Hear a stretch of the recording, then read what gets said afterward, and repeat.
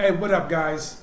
Welcome to Mount Fitness MBS Ministry, where I am your host, Brother Minister Mongoose, and where this ministry is living and promoting a holistic mind, body, and spirit path to health and wellness and to life overall, and where this ministry puts a premium emphasis on this group of people that the Bible refers to as the have-nots. Starting, of course, with those who are the have-nots when it comes to finances, equal opportunity to fairness and justice. The have-nots when it comes to those who are without housing. But it's also the have-nots when it comes to those who are struggling with health issues, whether it's physical, mental, and or spiritual. Those that are dealing with health issues. Those that are without a sense of direction and focus and purpose in life. Those that are without love and joy and peace. If that sounds like you, or if that message truly resonates with you, then please, I say to you, please help support this ministry, and I say to you, welcome home. Now I'm going to be briefly mentioning some services towards the end of the video that are designed to help nourish and strengthen the mind, body, and spirit of all those whose hearts are in the right place, whether they are amongst the have-nots or they're kind of just doing okay in life. But their heart's in the right place, and they want to continue to grow and evolve and all that kind of good stuff. So I'll mention that again as I stated briefly towards the end of the video. But for now, let me kind of grease the tracks just a little bit when it comes to today's message. Because there's other messages that if you aren't aware of what I'm about to disclose, it might catch you off guard. Because, it's Mount Fitness, Mind, Body, and Spirit Ministry. And I am Minister Mongoose. But some of the subject matters, maybe even I'm certainly sure also the way that I dress, maybe the way that I talk and articulate myself. Maybe it's my background, whatever. There are some things that really are kind of out in the open that says, okay, this is a different kind of ministry, and this is a different kind of minister. So if you'd like some more information about that, please watch a video on this YouTube channel that's titled My Testimony, Disclosure, and Deliverance. Okay? I said all of that to say today's topic, and again, as I mentioned other topics, they may not just line up. It's not the mom and pop's type of minister or mom and pop's type of ministry. So having said that, let's get into today's message, man. I want to encourage you guys out there that are walking this path. I want you guys to remember, we're walking this path together. If you are a human being, regardless of your age, ethnicity, religion, financial demographics, education level, health conditions, sex preferences, political views, whatever. If you are a good old-fashioned human being and you are committed to being at your best, and I'm talking about your holistic best, not just your best when it comes to what you think, what you feel, what you believe, but when it comes to your best at being a human being. And being a human being, being at your best, or me being at my best, means that whatever I believe, whatever I think, whatever I feel, whatever I'm committed to, it's not just compressed in a way that is just concerning me, those that look like me, those that walk like me, those that think and believe like me. No. Being a good human being means, hey, that guy, that girl, those people, that religion, political view, or whatever, it doesn't align with what it is that I'm about. But they're not on no BS. They're not creating chaos. They're not trying to subjugate nobody. They're about good old-fashioned decency all around the board as well. So they're my family. That's what it means to be a good old-fashioned human being. So all of us whose hearts are in the right place, just trying to, deal with our shortcomings, deal with our mistakes, the things we need to work on when it comes to our attitude, our finances, our relationships, whatever, dealing with the high gas prices and political upheaval and race tensions and all that, and dealing with the bumps and bruises that we all have to deal with in terms of being better in all those different aspects and areas. Now, we're walking this path together. So we experience some of the same things. All of the same things, just maybe in different areas of our journey or to different and varying extents in our journey. So I'm going to share with you guys a brief story that's going to tie into today's message where, hey man, your haters are your fuel and your laughter. Your haters. And I'm going to presume that it's safe for me to presume that you automatically know that I'm not talking about haters in the way that the word is loosely thrown around nowadays, where if somebody don't vote for you, they're a hater. If they're not about the same political view, or if they don't compliment you or whatever, they're a hater. No, I'm not talking about that. I'm talking about those that you know that hate you. The ones that try to tear you down, besmirch you, and push your buttons and all this stuff. You're haters. The ones that if they could, they'd love to catch you in a compromised place and location, and they would love to be able to do something very not so pleasant to you or me. The real haters. These people are your fuel. These people are your fuel and your laughter. I know they're mine. I know for a fact they're mine. Because when I can go to and fro, and I'll get into the story that I'm going to share with you guys, when I can go to and fro in the land and just mind my own business, be true to who I am, my personality, my goals, my beliefs, etc., minding my own business, staying focused on that, while at the same time being approachable, being respectful of others, even being tolerant, even being caring, all those different things. When I can do those things and people just look my way and decide, oh, I hate him, that lets me know that they're a clown / a hater. And that's my motivation. It's a part of my fuel source. And it should be. And I want to encourage you to make it a part of yours. When they hating on you, and you ain't gave them no reason to hate on you, ultimately what it is that they hate themselves, but they want to project it onto you. So that should be a fuel source. Let me stand up a little bit straighter. Let me make sure my face is washed clean. There's no boogers in my nose, or my shoes are tied, or whatever it is. I must be doing something right. That lets me know that I'm doing something right. See, motivation and encouragement doesn't always come from being motivated and being encouraged in what we would call a positive way. Negative encouragement, negative reinforcement is very useful. And it's very powerful. It's also very liberating, because when you don't accept the fact that they hate you for no reason, you can fall out of balance and be like, man, dang, this is rough, this is tough. I'm going through it. I didn't do anything wrong. I don't deserve this. People just ain't right nowadays. I don't bother nobody. You could go down that path. But when you really learn to accept it, then it becomes a fuel source. And it becomes a fuel source right along with a source of laughter.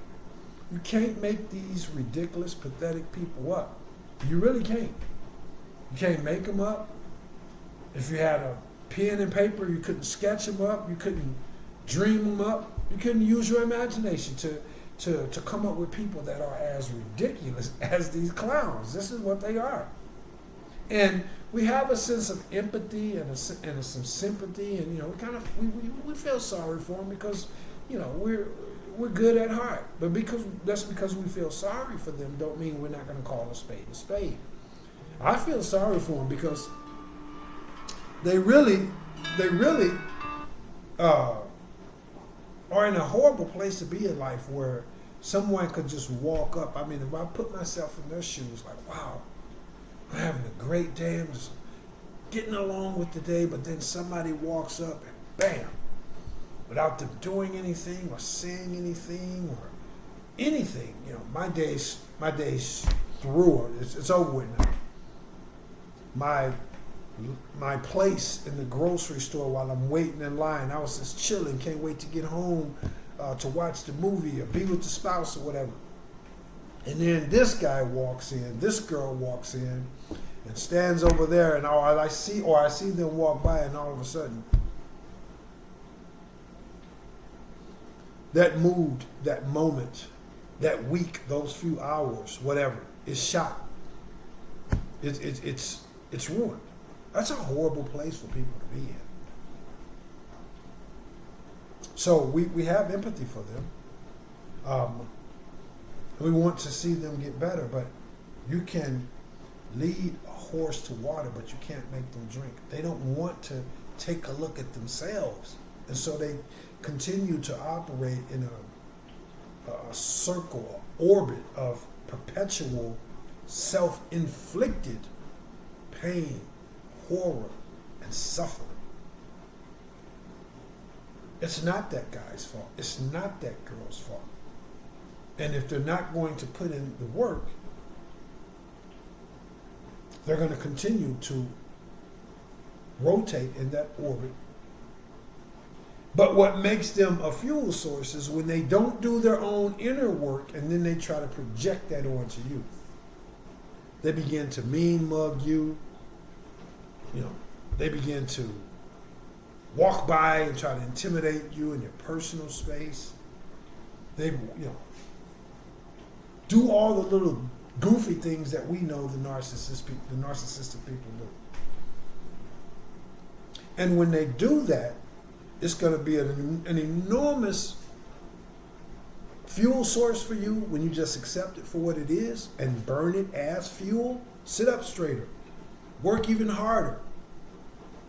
Become even more grateful that you have a mind, a body, and a spirit that's, to the best of your ability, is whole, it's clean, it's active.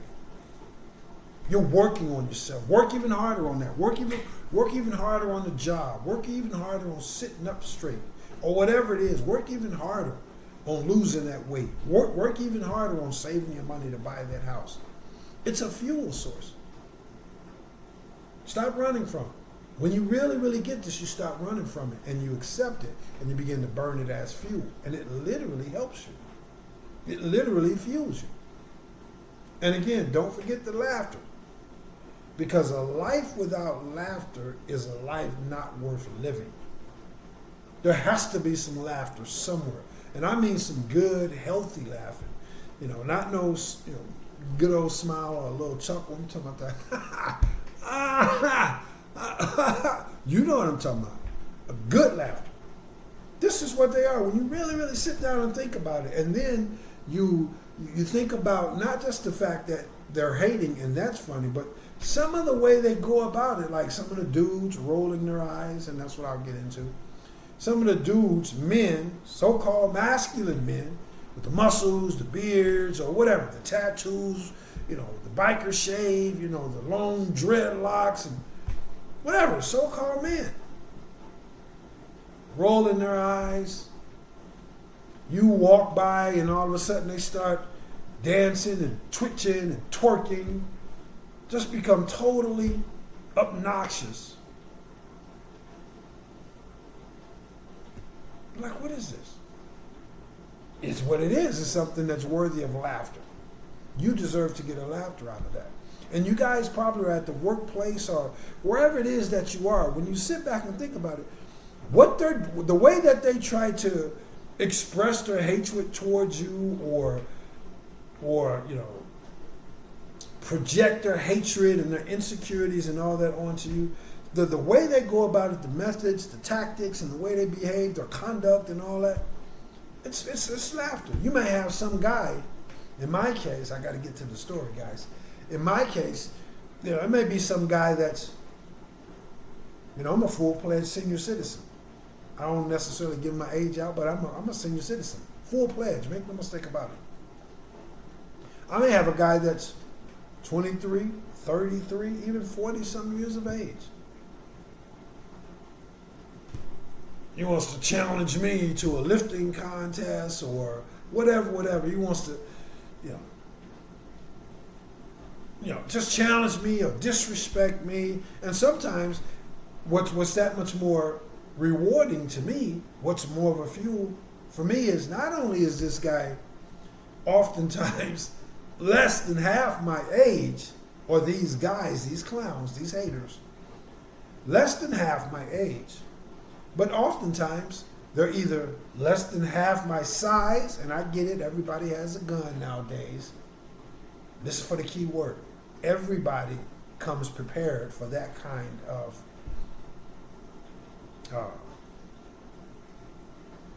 encounter. So I'm not looking down or overlooking nobody. I know everybody got guns and knives. So let me be clear about that. But it's still even that much more pathetic. Like, dude, you're 100 pounds soaking wet. Why you over there mean mugging me? Like, let's go. You got your gun in your pocket? I know you got your gun in your pocket. I'm gonna make sure that if you go for it, I'm gonna make sure that you wish it was a Snicker bar, because you're gonna eat it. I'm literally gonna force feed it to you, whatever the case may be. It's just pathetic. And then on the other end of the pendulum, you might have some guy 6'10", 6'11", 275, huge, big, shredded, young, 25, 30 years old. Same thing. What is it about these clowns that make them want? And I'm just using me an example.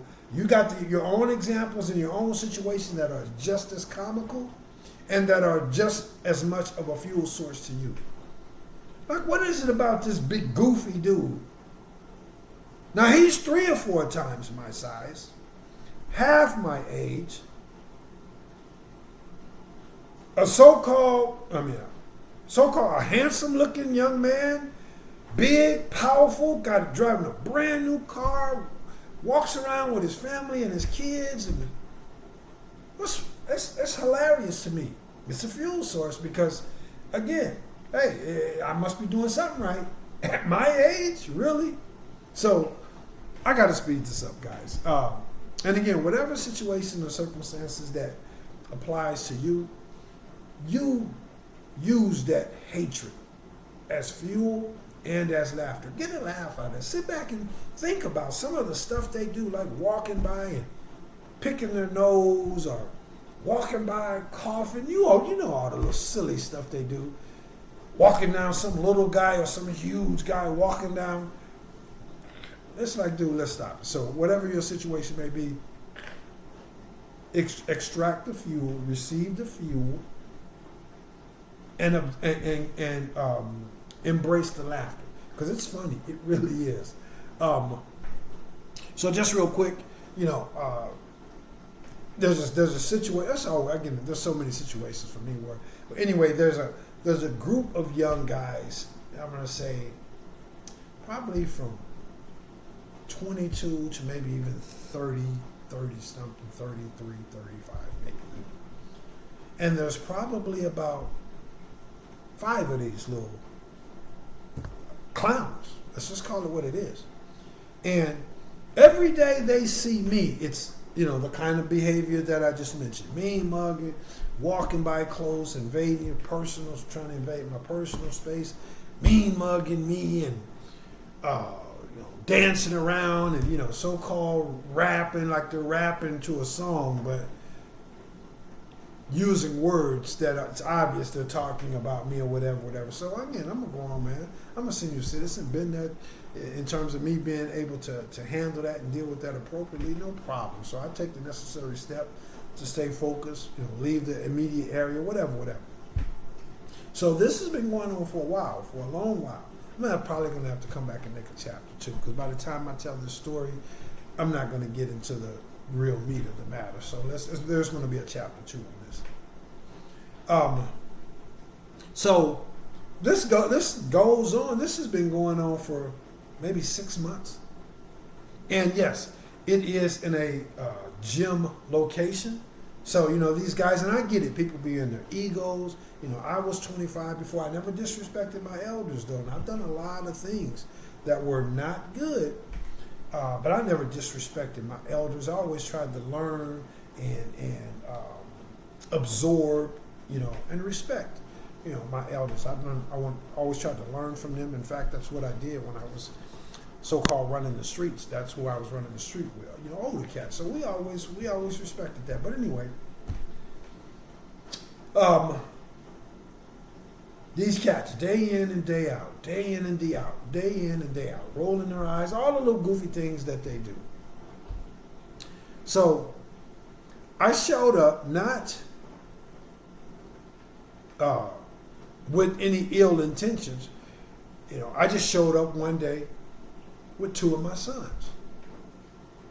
Now, my sons are exactly in these guys' age group. And I'm going to keep it real with you. Like, my sons, they don't start no smoke. But I can't even come home and tell my sons. I got 4 sons. 2 of them worked out with me on the day that I'm talking about. And, they know how to take care of themselves. They're real masculine men. They ain't tough guys, but they know how to take care of themselves. And I can't even tell them, like, this clown or that clown, or I got into an argument or whatever, because my sons, if I tell them and then I try to not give them the name or the location, they're going to keep at it until they find the name and the location. They're very serious about their dad. So I didn't go in there with no ill intentions, because I know my sons. But so I walked in there, and the gym, I have guest pass privileges. So I took them both in. They work out. They're in great shape. They did all the sports, like Dad, and all of this and that and that and this. But anyway, to make a long story short, this group of clowns just happened to be walking in the door when I'm getting my sons in on a guest pass, and they overhear me saying, "These are my sons." When I tell you, their jaws did not just hit the floor, it hit the floor, separated from their face, and then rolled down the street somewhere. If you're a real man, you can relate to what I said about these young clowns and their dysfunctional, emasculated energy. If you're older, real man, you go through this yourself. So the jaws dropped. And by the way, you can sense when you're in the presence of another real man. The energy is totally different. I ain't got to worry about dude over here, because dude over here is a real man. And if he got a problem with me, he's going to approach me like a real man. We're going to talk it out like real man, like real men, or he going to punch me in my nose. It ain't going to be all this soft back and forth, passive aggressive stuff. We're going to work this out as men, or we're going to work this out, in a man-to-man confrontation, but it ain't gonna be none of this back and forth. But let me try and finish this up, guys. So their jaws hit the floor. All of that tough guy, mean mugging that they do day in and day out. They saw my son. My son's got some size on him. Again, they in great shape, been working out, and they do all the sports. They do the MMA, and of course they do the boxing, just as I did. I didn't do the MMA, but they grew up into all that. And then, I'm not saying this braggingly, but one of my sons, out of the 2 that I took, and he's the only one of my 4 sons. But I'm not going to get into all that. But he what they would say, he bought that life. And again, I don't say that braggingly, but anyway. So these clowns that so rude, so disrespectful, so let's get up in this old man face energy, was literally walking around on eggshells. Walking around on eggshells. So I've been kind of quietly laughing at them them seeing my sons in the gym working out, and they feeling my son's energy, not towards them, but just, when you're in the presence of a real man is just minding his business. You're not, anyway, they felt that, and they was way across the other gym. I'm way across the side of the gym where normally they would come right by where I am and walk by close and mean mug and all this old childish stuff they do, even though, again, I'd say the youngest one of them might be 23, 25, somewhere along there. They may be in their mid-30s. About 4 or 5 of these clowns, every single one of them, they stayed on the other side of the gym. I didn't show no different reaction, I wish you would now today. I didn't have any kind of reaction. Same, zero reaction that I always have. But I got a laugh out of it. Okay? So now this was probably a month ago. So I saw them, same group. My sons don't train with me. They got their own lives. I got grandkids and all that. I saw these same group of clowns. I got to get out of here, guys. So I hope you guys are getting the meat of the matter. It's something to laugh at. It's something to really get a gag out of, and to burn as fuel, to kind of let their hatred be that pat on the back that you need. They want you to be operating from a certain mindset. They want you to feel guilty because whatever it is, you're not driving the kind of car they're driving. You're not socializing. Everybody's up in their face, but you're not. Whatever it is, that's what I'm going to talk about in chapter 2. But anyway, they are a fuel source. And you ain't got to go searching for it. You ain't got to do anything. They're going to give it to you by way of their hatred. Use it as fuel, and then sit back and observe the laughter. I thought that was rich and perfectly comical. That now all of a sudden, y'all don't have anything to say. And then I've seen them since then, and I'll get out of here. I've seen them since then, and now all they do, these are so-called masculine men, now all they do, they don't come around with that tough guy energy no more. They just kind of roll their eyes. Yeah, we can't mess with him anymore. We've seen this. And they kind of like roll their eyes. In a real, their energy and their facial expressions, from old school guy like me, it becomes real effeminate. It's a real feminine response that they have. It's still that kind of, I would get this guy, but I can't, so I'm just going to roll my eyes. I've seen his sons now. This is ridiculous, man. So, listen, man, I'm going to get out of here. I'm going to come back here in chapter 2, and I'm going to tell you guys, we're going to get into like how this dynamic is really working. But at the end of the day, man, if you're in that office space, and oftentimes there may be that guy bigger than you or younger or smaller than you when it comes to the totem pole in that position of employment. It may be that guy or that girl or that family that's bigger, that's in a much better house, or in a totally not so good house. But either way, you're looking at them like, dude, in the house that you live in, why are you sitting around being this way with me? In my house, don't even compare to your house. And it's a fuel source. It's like, okay, well, you wanna compliment me, just you're not a hater, you're a fan. And it's the same thing for the guy or the family that's maybe your house is light years above theirs, but it's like, dude, why are you talking houses with me and trying to make me feel bad about my house? I'm not on that with you.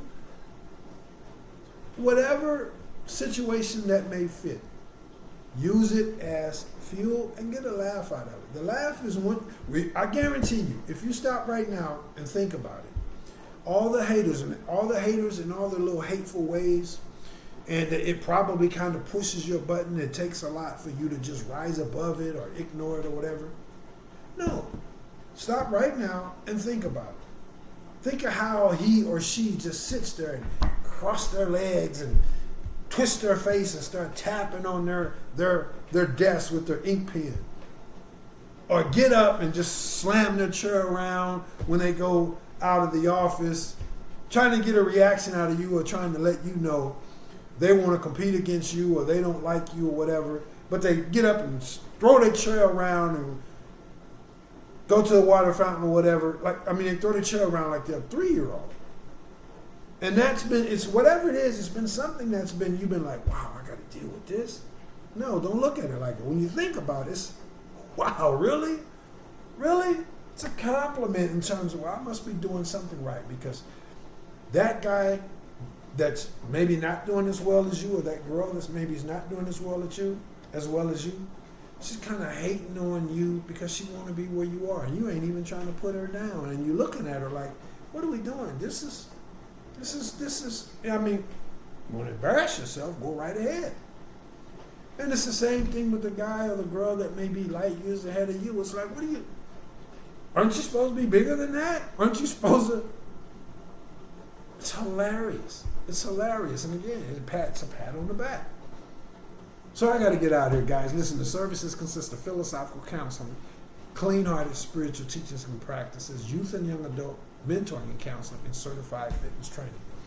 There is an email link down in the description box. If you got any questions, man, please show your love. If you got any value out of today's message, you can like, share, subscribe, leave a comment, turn on the bell icon for notifications. There's also a Cash App link down in the description box if you're moved to send a monetary donation of any amount. But listen, man, stop letting these people cause you to burn all of your fuel, trying to reject and deflect and avoid and rise above and ignore their hatred. That's a lot of fuel, a lot of your fuel that you're burning, a lot of your energy is going into that. Just trying to avoid them and, stay positive and, ignore them. Yeah, you still do all those things, but you don't burn fuel doing them. You're just doing them anymore. You just let them provide you the fuel. That hatred, I must be doing something right then. Because this guy that's the CEO is hurting on me and I'm an intern. This guy that's in great shape is hating on me or girl, then you got a lot of weight to lose, but they're hating on you. Oh yeah? Great. Let me work even harder and let me get a laugh out of that. You are required. It is your duty to get a laugh out of that and to burn it as fuel. This is what I got for you guys. I'll see you guys in chapter 2, man. I love you all. I'll see you guys in chapter 2. Thank you for all the love, support. And I am Brother Minister Mongoose. And yes, I will holla back. Peace.